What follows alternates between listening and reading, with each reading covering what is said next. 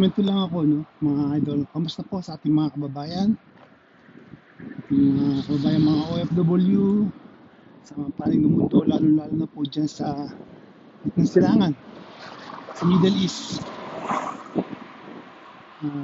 Tama ko po kung ano yung nararamdaman ninyo dahil isa rin po akong Pinoy abroad dito sa bansa ng Japan. Nagkokomento lang po ako about sa ating mga politiko. Tataka lang ako. Ito bang mga politiko ko to talagang walang pakiramdam? Walang mga hiya?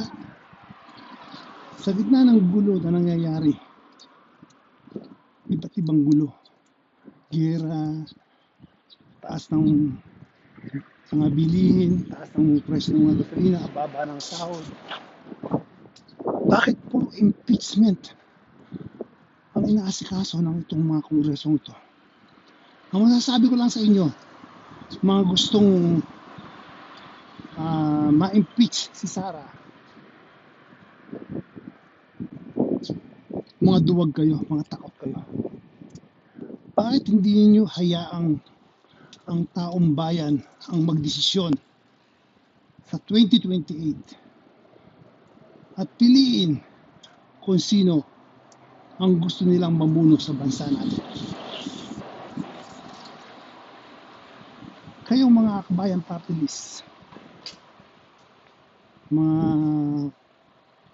party list na ayaw kay BP Sara, mga congressman na ayaw yan kay BP Sara, lumaban kayo ng parehas.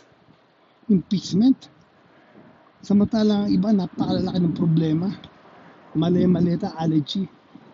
Saan napunta yung pera? Bakit hindi yung imbestigahan niyo? Mag-impare kayo. Huwag yung maging bias kayo. Lagi lang kayong nakamata kay BP Sara sa mga Duterte. Pero yung ibang problema, hindi nyo binibigyan pansin. Yun ang bigyan nyo ng pansin. Pagtuunan ninyo yung mga problemang naranasan ating mga bansa, ng ating mga kababayan. Hindi yung problema ninyo is yung 2028 election. Dapat nyo lang yan na takot kayo sa mga Duterte. Aminin man nyo sa hindi. Yan ang tingin ng taong bayan. Kaya nasabi ko lang, maging parehas kayo. Harap na, bago na kayo. Malapit na 2028.